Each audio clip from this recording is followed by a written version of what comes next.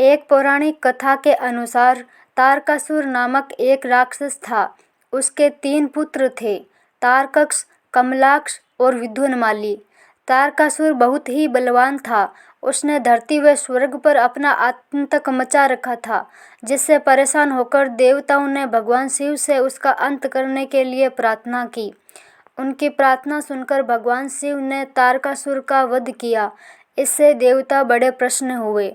उसके 3 पुत्रों को यह सुनकर बहुत दुख हुआ और उन्होंने इसका बदला लेने के लिए ब्रह्मा जी की घोर तपस्या की।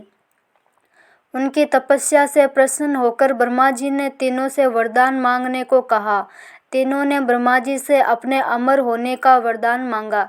ब्रह्मा जी ने अमरता के अलावा कोई दूसरा वरदान मांगने को कहा।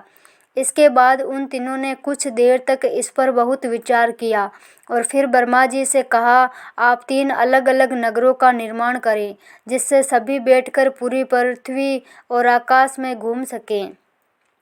1000 साल बाद जब हम मिले तो हम तीनों के नगर मिलकर एक हो जाएं। जो देवता तीनों नगरों को एक ही बाण से नष्ट करने की क्षमता रखता हो, वही हमारी मृत्यु का कारण बने। उन सबकी नज़र में यह एक असंभव कार्य था। उन्होंने उन्हें वह वरदान ब्रह्मा जी के निर्देशानुसार मय दानव ने उनके लिए 3 नगरों की स्थापना की। तारकक्ष के लिए सोने का, कमला के लिए चांदी का और विद्युन्माली के लिए लोहे का नगर बनाया गया। तीनों ने मिलकर तीनों लोकों पर अपना अधिकार जमा लिया। इंद्र देवता इन तीनों राक्षसों से बहुत भयभीत हुए और भगवान शंकर की शरण में गए। इंद्र की बात सुनकर भगवान शिव ने इन दानवों का नाश करने के लिए एक दिव्य रथ का निर्माण किया। इस दिव्य रथ की हर एक चीज देवताओं से बनाई गई थी। चंद्रमा और सूर्य से पहिए बने। इंद्र, वरुण, यम और कुबेर रथ के 4 घोड़े बने। हिमालय धनुष बने और शेषनाग प्रत्यंचा बने।